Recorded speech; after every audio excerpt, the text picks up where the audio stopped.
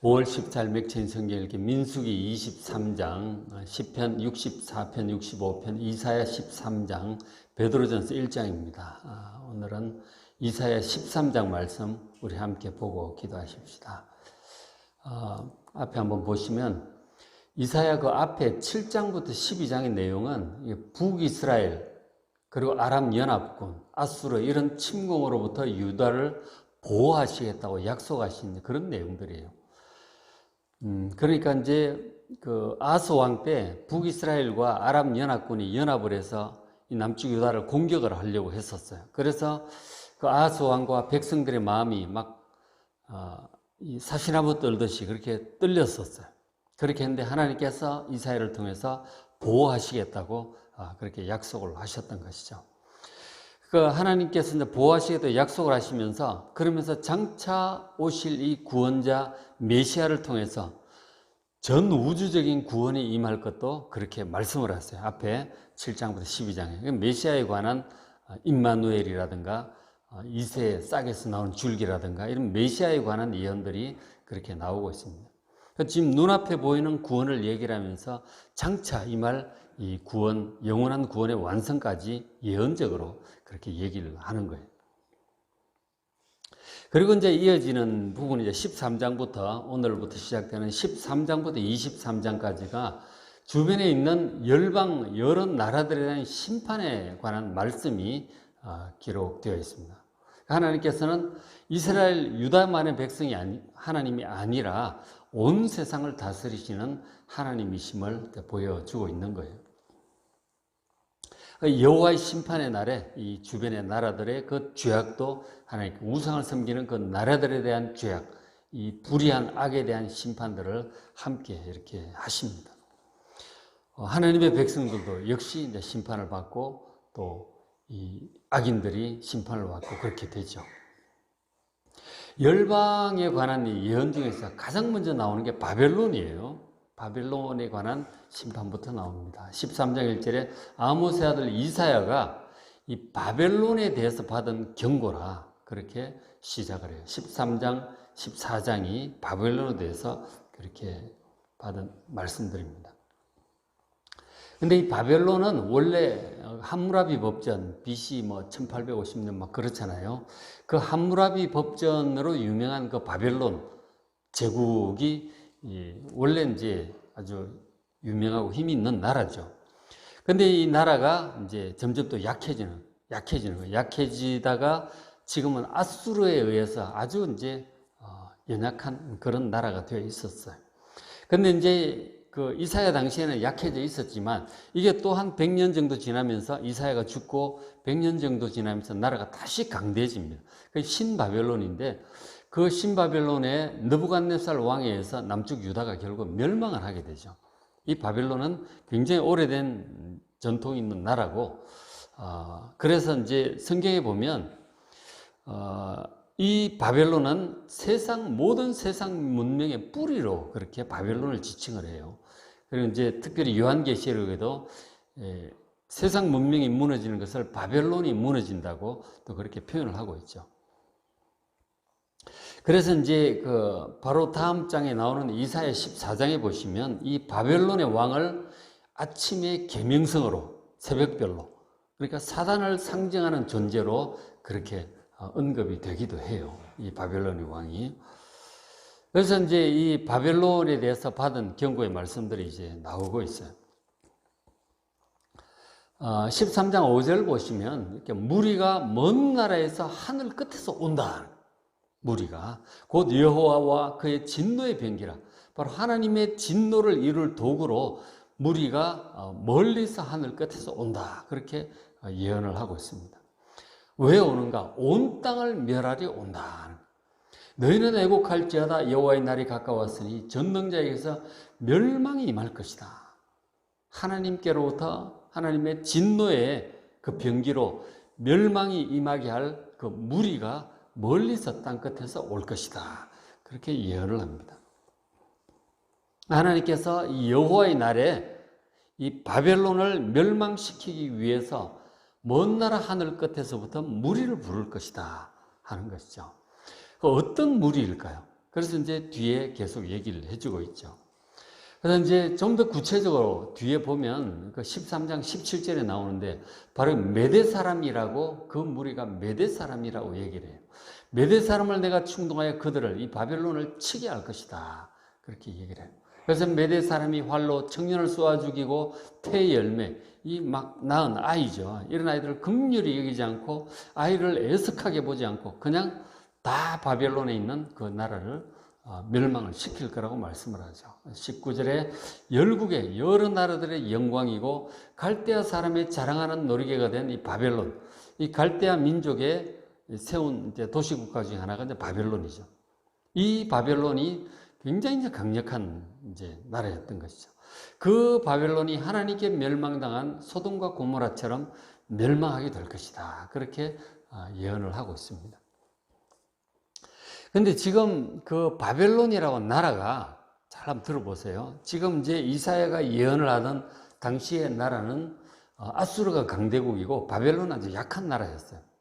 약한 나라였는데 이 나라가 이제 다시 이제 강성해질 거라고 하는 거예요. 그런 내용들이 나오죠. 다시 강성해지는데 그것이 지금 이사야가 살아있던 그때는 아니에요. 이사야가 죽고 세월이 한 100년 정도 지나면서 나라가 다시 강해지는 거예요. 다시 강해지는데 이 강하던 바벨론이 또 세월이 더 흘러가면 이 메데 바사 제국을 얘기하는 거예요. 메디아 페르시아 제국을 얘기하는 거죠. 그 메데 바사 제국에 의해서 이 강성해진 바벨론이 또 이렇게 무너지게 될 것을 예언을 하고 있는 것이죠. 그렇잖아요. 그죠? 지금은 약한 이 바벨론이 한 100년 지나서 강성해질 것이고 더 세월이 흘러서 또 메데 바사에서 멸망할 것까지 예언을 하고 있는 거예요. 지금. 근데 이제 이 주제가 강성한 바벨론이 무너질 것에 대한 이제 이 주제의 예언이 이제 많이 나오는 게 이사야서 뒷부분이에요. 이사야 39장 40장부터 이사야 40장부터 끝에 66장까지가 바로 이 주제입니다. 강성해진 바벨론이 무너지고 그리고 하나님의 백성들은 또다시 회복되고 이런 내용들이 이사야서 뒷부분에 40장부터 60장까지 나오고 있습니다.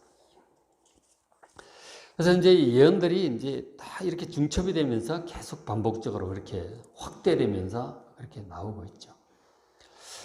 자, 이제 이 메대 사람이라고 지칭이 되어 있는데, 근데 이 바벨론을 멸망시킬 이 군대에 대해서 그 앞부분에 이제 다시 좀 보시면 13장 3절에 내가 거룩하게 구별한 자들, 바로 이제 바벨론을 멸망시킬 군대를 얘기하는 거죠. 그걸 가리켜서 내가 거룩하게 구별한 자들이라고 얘기해요. 하나님께서. 그 세상에 많은 군대들이 있지만 이 군대를 특별히 거룩하게 구별하셨다는 거예요. 그리고 나의 노여움, 이 죄악이 가득 찬 이 나라들, 우상을 섬기고 약한 자들을 짓밟고 하는 이런 죄악이 가득 찬 나라들이란 하나님의 진노의 노여움이죠. 나의 노여움을 이 군대를 통해서 바벨론에게 시행할 것이라고 하는 거죠. 4절에 만군의 여호와께서 싸움을 위하여 군대를 검열하시미로다. 그 바벨론을 멸망시키기 위하여 군대를 지금 준비하고 계시는 거예요. 그게 이제 나중에 메대라고 이제 뒤에 나왔잖아요. 그죠? 자, 그리고 이제 군대를 검열하시면 5절에 무리가 이 먼 나라에서 하늘 끝에서 왔다. 멀리서 이 바벨론을 치러 온다는 거예요. 곧 여호와와 그의 진노의 변기라 온 땅을 멸하려 함이로다. 온 땅을 멸하려 한다고 그렇게 말씀을 해요. 사실은 이제 가깝게 볼 때 메대 군대가 바벨론 멸망시킬 때 특별히 메대 바사 고레스 왕이 있잖아요. 고레스 왕이라고도 왕 이름도 이제 나중에 얘기를 하는 거죠. 이 태어나지도 않은 고레스 왕을 이제 미리 예언을 하고 있죠. 이 고레스 왕의 이제 메대 바사 군대가 이 바벨론을 치게 되는데, 근데 여기서 얘기하기를 온 땅을 멸한다고 그러잖아요. 일단은 이제 당시 중동 지역의 여러 나라들을 다 점령을 하고 이 메대 바사 제국을 세우죠. 페르시아 제국을 세우게 되죠. 그렇게 하는데 온 땅, 여러 나라를 하니까 온 땅을 멸하려 하나님께서 그 군대를 준비를 하고 있다는 그 말씀을 보게 되죠. 그런데 이제 우리가 저 예언의 말씀에서 이중적인 어떤 의미들을 보게 돼요. 지금 이제 당장 가까운 미래는 아직 바벨론이 약하고 강해지지도 않은 상태거든요. 강해질 것이고 또 그 죄악으로 그다음 또 다른 나라 메데바사를 이렇게 멸망시킨다고 하는 백 몇십 년을 이제 내다보고 예언을 하고 있잖아요. 가까운 미래. 더 큰 미래에 요한계시록과 연결시켜서 볼 때 세상 문명의 대표로 이 바벨론을 얘기를 하고 있는 거예요. 그래서 이 바벨론 문명, 하나님을 대적하는 악한 세상 문명을 하나님께서 심판하실 하늘의 군대를 또한 동시에 멀리 또 예언을 하고 있는 것입니다. 그것이 이제 요한계시록 18장에 무너졌도다 무너졌도다 큰 성 바벨론이요. 그런 예언이 나오잖아요. 그것은 이 하나님을 대적하는 악한 세상을 심판하기 위해서 예수님께서 재림을 하세요. 재림을 할 때 하늘의 성도들과 함께 천국 천사들과 함께 내려오잖아요. 그래서 하나님을 대적하는 이 악한 세상을 심판하신단 말이에요. 그것까지 지금 여기서 동시에 먼 예언으로 그렇게 이중적으로 예언을 하고 있는 것으로 이제 볼 수가 있는 것입니다.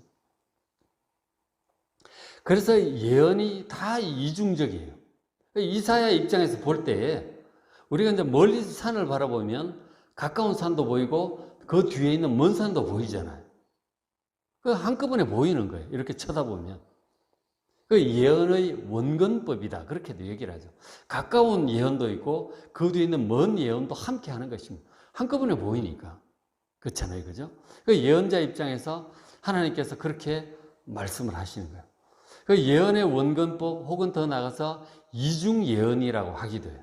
이사야 입장에서 볼 때 아직 예수님 초림하기도 한 700년 전이란 말이에요. 그 이사야서 예언들을 보면 초림하시는 그 마리아의 아들로 태어나시고 그럼 속죄하시고 죽으시는 그런 내용들 있잖아요. 그런 초림 예수님에 대한 예언도 있고 그런가 하면 초림 예수님에 대한 예언을 하면서 동시에 재림 예수님에 대한 예언이 동시에 막 나와요. 섞여서 나와요. 한꺼번에 보이는 것이죠. 이렇게 보니까 초림 예수님도 보이고 재림 예수님에 대한 예언도 함께 하는 것입니다.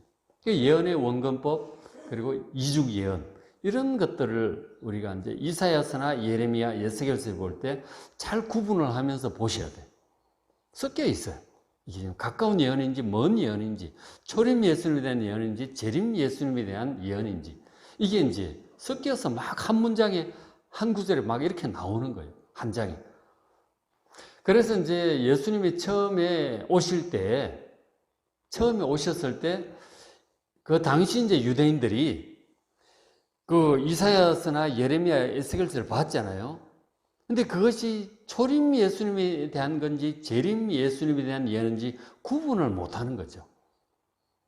그래서 예수님이 어쨌든 그 나중에 나올 때 좀 더 자세히 보죠. 그 구분을 못 해가지고 막 이제 헷갈리는 거죠. 근데 우리는 지금 이미 초림 예수님이 지나갔잖아요. 오셔서 이미 이루어진 예언은 우리가 또 확인할 수 있는 것입니다. 우리 입장에서. 그리고 재림 부분은 아직 이루어지지 않았잖아요. 또 그것을 우리가 구분할 수 있는 거예요. 이사야서를 보면 예레미야, 에스겔, 호세아, 다니엘서 다 마찬가지예요. 그런 것들을 이 예언의 원근법, 이중 예언에 대한 잘 이 마인드를 아시고 이 선지서를 지금 이사야부터 시작이 되잖아요. 잘 구분해서 보시면 상당히 재미가 있어요. 재미가 있고 이루어진 예언과 아직 이루어지지 않은 예언을 구분하면서 여러분 한번 잘 보시길 바랍니다. 이사야서를 꾸준히 한번 보세요. 하나님의 역사와 섭리와 구원의 어떤 섭리들을 쭉 이렇게 한꺼번에 볼 수가 있어요. 자, 또 보시면은 13장 9절에 보라, 여호와의 날이 이르러 땅을 황폐하게 할 것이고 그 중에 죄인들을 멸할 것이다. 이렇게 또 예언의 말씀을 하죠. 여호와의 날은 바로 이 세상의 죄악을 심판하는 심판의 날입니다. 이것이 이제 전쟁의 모습으로 다가오기도 하죠. 그죠? 그래서 막 많은 사람들이 죽기도 하고 악인들이 심판을 받기도 하고 그 연약한 자들이 오히려 강성해지기도 하고 이런 일들이 여호와의 날이 일어나요. 여호와의 날이 항상 이중적으로 임한다 그랬잖아요. 그 여호와의 날이 이 강성한 자 그리고 죄악 가운데 있는 자 이러한 자들에게는 심판의 날로 임합니다. 그러면서 동시에 연약한 자들은 오히려 압제로부터 벗어나고 오히려 재산도 받고 부유해지는 뭐 그런 상태가 돼요. 그러니까 남쪽 유다가 나중에 멸망을 하게 될 때 어떤 일이 일어나느냐면 그 남쪽 유다가 멸망하는 날 바벨론 느부갓네살 왕에 의해서 나라가 멸망하게 되잖아요. 그 여호와의 날로 임하는 거죠. 심판의 날로 임합니다. 그럴 때에 왕과 귀족들과 부유한 자들은 다 처단을 당해요. 죽고 재산도 다 빼앗고 죽고 망하고 그렇게 되죠. 그런데 오히려 가난한 자들에게 오히려 이 포도원이나 밭을 막 나눠줍니다. 느부갓네살 왕이. 그런 일, 막 순식간에 역전되는 그런 일들이 벌어지는 거예요. 그러니까 여호와의 날이 이 죄인들, 악한 자들에게는 심판으로 임하고 연약한 자들에게는 구원으로 임하는 것입니다. 왕과 귀족들, 관리들에게 다 농사지면 다 뺏기고 수탈당하던 이런 가난한 자들에게는 오히려 자유와 재산과 이런 것이 주어지는 구원의 날로 임한다니까요. 여호와의 날이 이중적으로 임하는 거예요. 그래서 하나님을 잘 섬기고 하나님을 의지하고 의로운 자들에게는 그 여호와의 심판의 날은 구원의 날이라니까요. 오히려 죄 가운데 있고 하나님을 대적하고 연약한 자들을 짓밟고 하는 자들에게는 심판으로 임하는 것입니다. 그게 예수님 재림할 때도 마찬가지예요. 하나님을 의지하고 주님을 의지하고 의롭게 살아가던 자에게는 정말 이 세상의 압제로부터 사단의 이 압제와 세상의 적그리스도의 압제와 이런 압제로부터 벗어나서 영원한 자유와 새하늘과 새 땅의 복락의 날로 임하는 것이고 예수님을 대적하는 자들에게는 예수님의 재림이 멸망의 날로 임하고 유황불로 떨어지는 날로 임하는 것이죠. 이 여호와의 날이라고 하는 게 그런 양면으로 역사하는 그런 날인 거예요. 신약에서는 주 예수의 날 그렇게 표현하기도 하죠. 예수님 재림의 날인 것이죠. 그래서 13장 9절 다시 보시면 보라 여호와의 날이 이르러 땅을 황폐하게 하고 그중에 죄인들을 멸합니다. 그리고 10절에 하늘의 별들과 별무리가 빛을 내지 않고 해가 돋아도 어두우며 달이 그 빛을 비추지 아니할 것이로다. 천재지변으로 다가옵니다.